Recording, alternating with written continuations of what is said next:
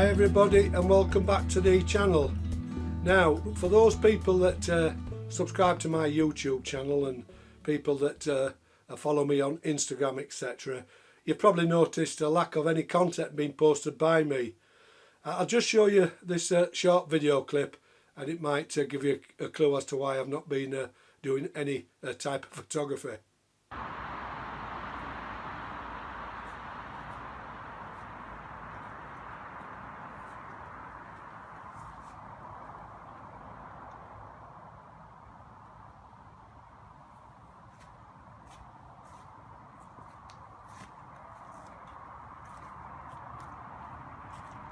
Now, as you can see in that video, which was taken about 8 days ago, that I've been unable to walk properly, and that's because I have a back problem.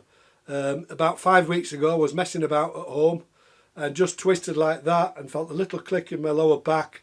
Woke up in the middle of the night in absolute pain from the lower back and down my left leg, and couldn't sleep etc.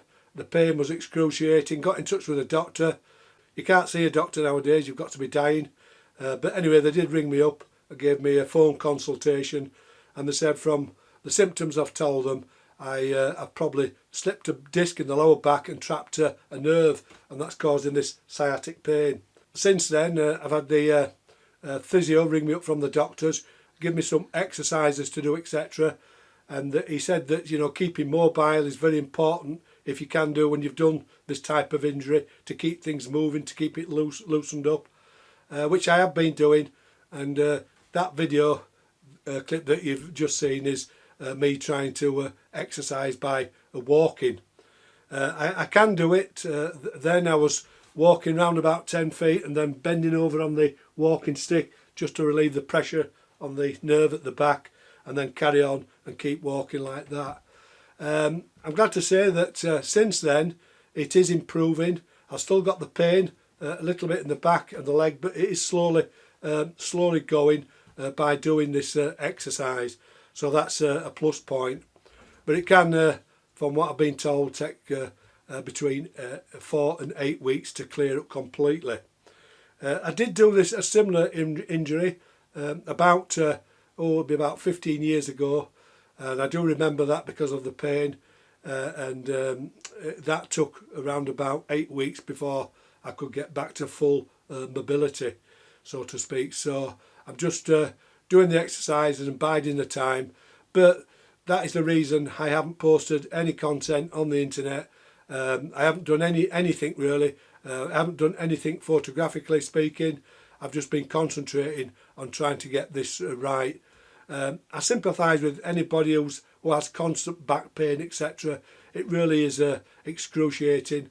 In my particular back problem was caused me that much pain that even painkillers wouldn't really numb it, and it's a pain that when you get it going down your leg, the sciatic nerve, it really is bad, and not only the pain, it stops you from sleeping properly, so you have a lack of sleep on top of the pain. It's not a good a mixture really.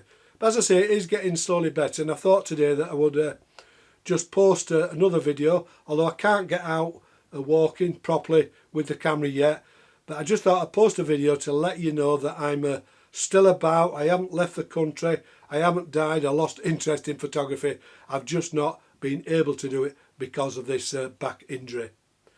So less about me now, and let's talk about what we're going to discuss in this video. And it's all about an area of photography that I find it very exciting to do, and it can produce images that can be quite dynamic in their look. They separate it from your normal images, and it's quite exciting when you take photographs this way, because you really never know what you're going to get out of it. So let's talk about the video, which is shooting into the light. So what do I mean by the term shooting into the light? Well, it is what it says. You're pointing your camera into the light source. You're pointing your camera at the light source and photographing the subject that way. Now, as photographers, a lot of our pictures are taken with the sun behind us or to the side of us. Not always out of choice, it's just out where the sun is at the time of day that we're taking the picture. But it is a safer way of taking pictures. You're always going to come up with good exposures, and you're going to get pictures that are easier to edit in the darkroom or on a computer screen. But by turning the camera and photographing into the light, you're going to end up with pictures with a much better dynamic look to them. They have a 3D quality, and they just ooze feeling and mood from them. And it's a way of taking pictures that I absolutely love. It's fun and it's exciting. Now, great exponent of working this way was a Chinese photographer called Fan Ho. I'll leave a link to his website in the description. If you've not seen his work, take a look. It's absolutely wonderful. And he often photographed into the light, like this picture, creating this feel and look to the pictures that you couldn't get it any other way. And it's a way of creating pictures that look different and are more what you might call artistic. Now, there are certain rules that you have to follow when you work in this way. One is never point your camera at the bare sun, especially on a very bright day. If you do that, you have a good chance of damaging your eyesight. Not only that, you could damage your camera, the shutter curtain or the sensor if you're using a digital camera. Always wait for the right time of day. You have to be patient, and you have to plan the photographs most of the time that you're going to take. I normally wait, while the sun is rising or setting, where it's less intense, the light, and you can point your camera even at the bare sun on those times of day. It's just so less intense. Winter time's a great time to work this way, as the sun is constantly low. Try and wait until you get thin cloud that's partially shrouding the sun, making it less intense, but you're still getting this effect of the light coming in to the camera rather than from behind it. Shoot on foggy days where sometimes you get these days where the fog is thin, but we get this light coming in, and again it just creates this wonderful effect. So in this video I'm going to show you some pictures that I've taken over the years working this way. I'll explain in the first 2 or 3 pictures how I've worked with the camera, and then the rest of it I'll show you the pictures that I've actually taken. I'll try and remember which cameras I use. It doesn't really matter which camera you use. Some of the cheaper cameras like the Holga or the pinhole camera can create better pictures than sometimes cameras with really expensive lenses. They just have this lovely ethereal feel to them. So let's have a look at the pictures that I've taken, some of the pictures, and I'll explain how I've worked with these pictures and how I've tried to edit them to bring out the vision and the feel that I want the picture to actually convey. So this first picture, taken with a Besser RF 6x9 rangefinder camera, and I used a Kodak Tri-X film to capture the image. I just love the way the light was coming from that landing window. It was a dull day, and just reflecting, just highlighting the tops of the stairs and coming off the reflection of the banister rail. And the fact that the lens was an uncoated lens, it's flared. Now this wasn't planned, but this is what happens when you shoot this way. This is why it's so exciting. It created this flare at the top sort of third of the picture, and to me it gives it this lovely dark ethereal look to the image. The developer that I used was Diafine. Now Diafine gave me a speed increase on the Tri-X. The Tri-X I rated it at 1000 ISO, and but I use Diafine also because it's what you call a compensating developer. In other words, it doesn't allow the highlights to overdevelop. The developer exhausts in the highlights, but the shadows allow to build. The way that I took the exposure reading, I went to the top of the stairs, I took an incident light reading, pointing back down to the camera, and just opened the lens at one more stop, just to ensure I get that shadow, a little bit more shadow detail. I really like the look and feel of this image, and I think it creates quite a nostalgic looking picture. It's a picture that could have been taken many years ago, and it just has this ethereal quality to it. The only thing missing from this picture is if I had a ghostly apparition at the top of the stairs, but unfortunately on the day that I took this picture the ghosts were nowhere to be seen. So the second picture is one that I took by the river at Otley. I used the Holger 120N, and the film was Ilford FP4, again developed in diaphine. And as you can see in this picture, we can just see where the sun is at the upper left, and it's just shrouded by the cloud cover, but it's allowing the cloud cover is allowing the light still to shine through quite strong. And I just pointed the camera and took the picture. I can't remember, I couldn't tell you what the exposure was. The Holger, you've no settings on it, but it just goes to show that even using a camera where you've no control over exposure, such as the Holger, you can still come up these dramatic shots. And again, I like the way the image has this sort of 3D look to it. It has this depth to it, this dynamic with the light, and I think I just caught these seagulls in the right positions just to add extra interest to the picture. Now this next picture taken at a local crag where I live, Armscliffe Crag. I took it with my 0.45 pinhole camera. I think it was at the 25mm setting. The film was at Fuji Across, and I developed this in another compensating developer, Pyrocat HD. I had to wait a while for this picture because the main part of the picture was the writing carved into the rock. Emily, I think it's Jones, will you marry me? And I didn't want to photograph with the full sun using the pinhole camera because it would have flared and probably spoilt that writing at the bottom right hand corner. I had to wait until some cloud came in and partially shielded the sun and then took the picture. And this picture, as the previous two, shows that it's all about the light, how it transmits onto the subject that you're photographing. And it's highlighted this writing just as I wanted it. So it's an image that I was really pleased with. And again, it shows you that photographing this way creates this dynamic look to the images that you wouldn't get if I was just photographing with the sun behind me. Now this fourth image of pampas grass, I used my 4x5 field camera. The film was Fuji Across, and I used my spot meter. I took a light reading from the brightest area on the pampas grass, overexposing from that reading 3 stops to place the highlights high up on the zone scale, and it gives this lovely contrast between the highlights and the darks, the shadow areas. And this picture is a picture that really sums up the effectiveness of shooting into the light. It creates an image that has this 3D quality, it has this dynamic look to it, whereas if I'd have shot the same image with the sun behind me, we would have got a beautiful picture of pampas grass in all its glory and detail, but it wouldn't have been nowhere near as effective as this image. Now this picture could have been taken on any desolate area on this earth, but in fact it was taken on Ilkley Moor, and it just goes to show that shooting into the light this way does create some dramatic pictures. The camera that I used was the Pentax LX. The lens was the Pentax 135mm telephoto lens. That gave me that compression and made the sun, it's not the moon, it's the sun in the picture, appear bigger. And the developer that I used again was Pyrocat HD, that helped me control the highlight density within the negative so that I could work with it.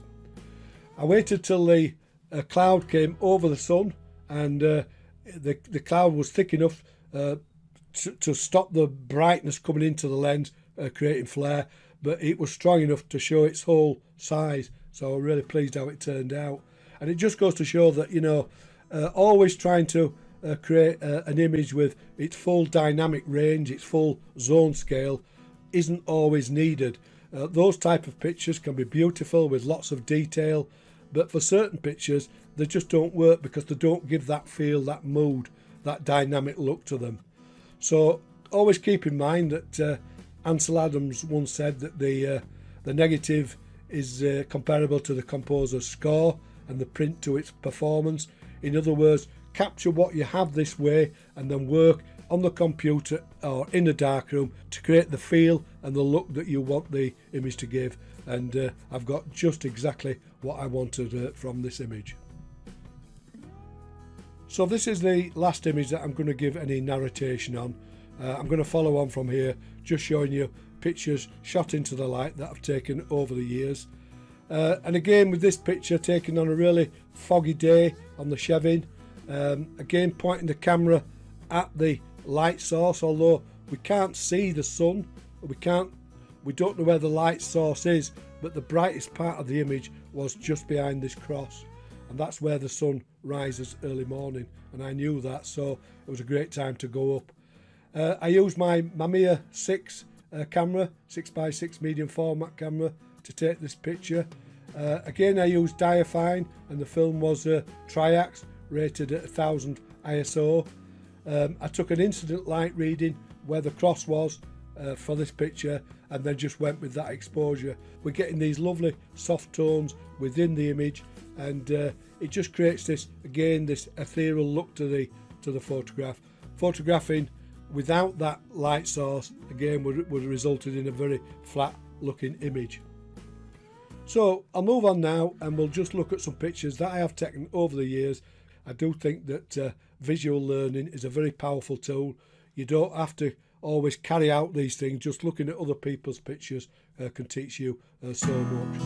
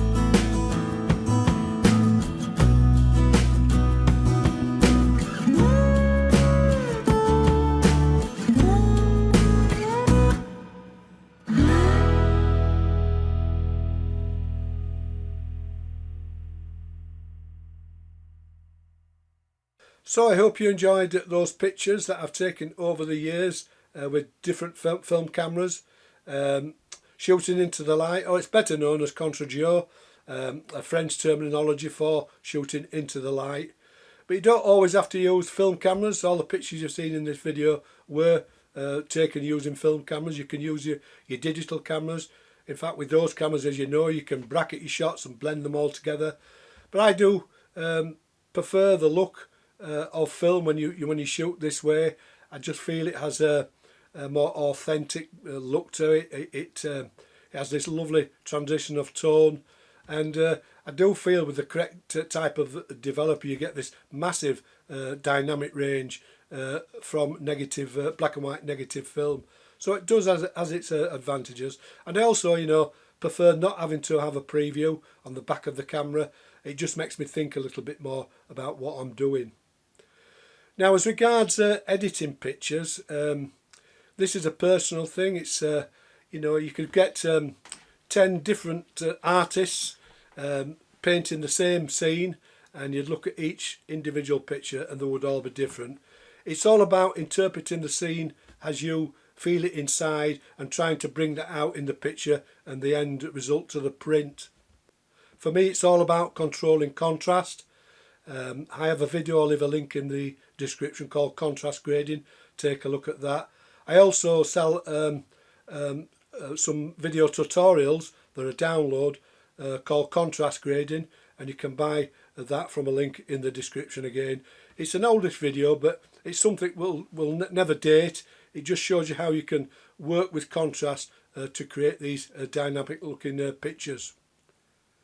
You know, there are people out there that look at certain pictures, they might look at some of my pictures and say that they've been manipulated. Well, you know, I don't think there's ever been a picture ever taken that's not been manipulated in some way. There's nothing wrong in that. You're just trying to create your vision from the negative or the digital sensor, the file. You're just trying to create your vision, and you know, there's no set rules to this. You just do it to try and create something that you feel, and you're trying to put it into the end result, the print. So don't be, you know, put off with people saying that the image has been manipulated. All images in some way or another are manipulated, whether it's digitally on a computer or even in a dark room. Just by adding contrast using filters in the dark room is a form of manipulation. By cropping pictures is a form of manipulation. So, you know, this is all open to interpretation, but I feel you've got to let your photographic sort of juices flow, and you can produce, at the end of the day, producing a print that you can look at and say, that's what I was after, that's what I felt when I took that picture. So it's print sale time. I'm going to put another print on eBay for auction to help support the channel. It's a picture from this video, so we'll take a look at that now, and I'll tell you a bit about the picture, its size and what it's been printed on, etc. And hopefully you'll put a bid in to support the channel. So let's take a look at this picture. Right, so this is the actual print that's going on eBay for auction.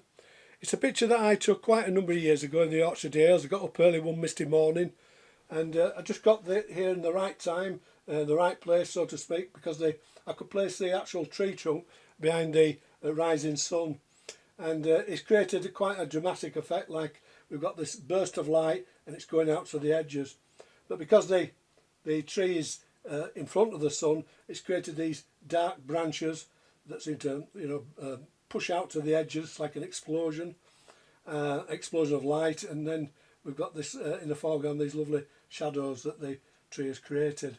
So it makes a very striking image, and I think when it's framed it will look really, really nice. The camera that I used to take the picture was this. It's the Fujifilm GA645. Great little camera. I've taken some nice pictures with that. And the film that I used was Kodak Tri-X, and it was rated at 1600 ISO. So we have got grain on the negative, and this will come through on this picture. But I really think it adds to the organic feel to this image. It's printed on Epson cold press bright paper. It's a matte texture paper. The image size is 12 by 12, and it's printed with a very delicate warm tone. Although on the video it might look a little bit warmer than it is. It's just to do with the white balance, but it's just a very delicate warm tone. I always leave a white border around my images, because when you come to mount them and framing, this really does help. Excuse me. The image is titled, I call it Cloudburst, and it's signed. So all in all, a really nice image. So if you want to help support the channel, go to the link in the description to the eBay auction and put a bid in. And as I say, all the funds that I get from these sales always goes back into me buying chemicals in film to help me keep creating this content. So that is the end of the video. I hope you enjoyed it. If you have any questions, leave them below and I'll get back to you. Give me a thumbs up, a like, and press that notification button. Subscribe to my channel, and as I always say, stay safe, and I'll see you in the next video. That's I can't say when, it's just I've got to get this back right, but I will shortly be putting another video. I've actually bought another couple of cameras. I can't stop buying them. My son bought this actually. We were on holiday, we went into an antique shop, and we saw this camera, and we got the guy down to £30.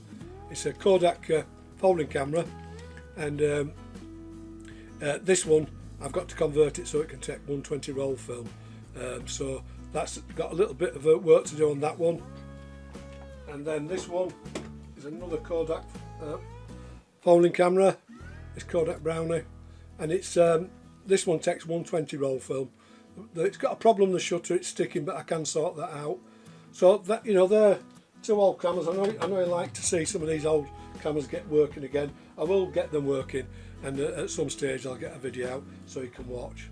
Both cameras, by the way, are over 100 years old, so you get a great a kick out of actually getting them taking pictures again. So once again, thanks for watching, and I'll see you all in the next video.